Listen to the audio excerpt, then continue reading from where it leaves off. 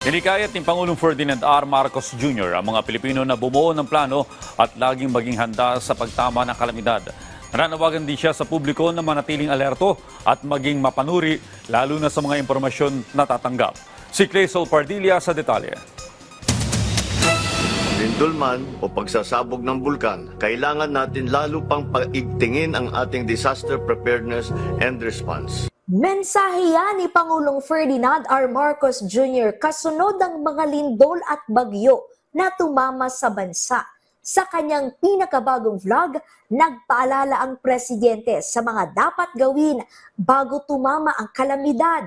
Unang-una, magplano. Magkaroon ng plano at alam ng bawat miyembro ng pamilya kung ano yung plano na yun. Pati na yung mga kasambahay. Saan ang evacuation area? Saan tayo tatakbo? Saan ang meeting place kapag lumindol? Saan pa pupunta? Saan tayo magkikita-kita? Ang pangalawa, maghanda po kayo ng go bag. Ano nga ba yung go bag? Ano bang nasa loob ng go bag? Mga importanteng dokumento, papeles. Ilagay din ito ang mga basic survival item tulad ng mga pagkain, delata, biskwit, tubig, first aid kit.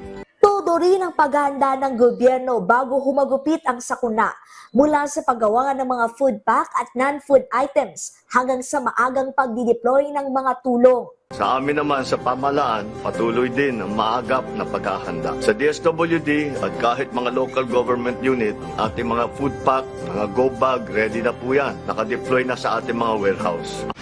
Kaya sa pagdating ng Bagyong Ramil, mabilisan na ihatid ang 10,000 food pack ng Department of Social Welfare and Development sa mga naapektuhan ng Bagyong Ramil sa Capiz at nakaranas ng matinding pagbaha.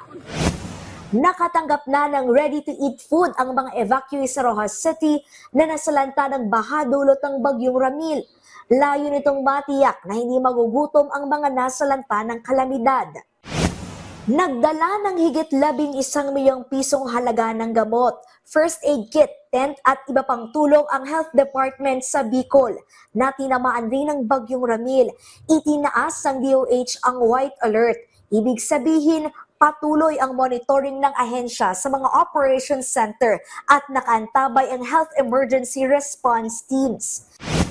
Inabisuhan ng Department of Public Works and Highways Western Visayas ang mga motorista na pansamantalang nakasara ang pangunahing kalsada mula Barangay Kalaan hanggang Barangay Balatukan sa Rojas City sa Capiz na lubog ngayon sa baha. Pinapayuhan ng mga biyahero na gumamit ng alternatibong ruta mula Sigma hanggang Timpas Panitan. Samantala, nanawagan si Pangulong Marcos na huwag maniwala sa fake news na may kaugnayan sa maling impormasyon na kumakalat tuwing may kalamidad. Ang pakinggan lang po ninyo ay ang mga balita na nanggaling sa mga official website ng mga ahensya ng government, local government man o sa national government, sa pulis, sa billbox, sa Pag-asa. Claysol Pardilla para sa Pambansang TV sa Bagong Pilipinas.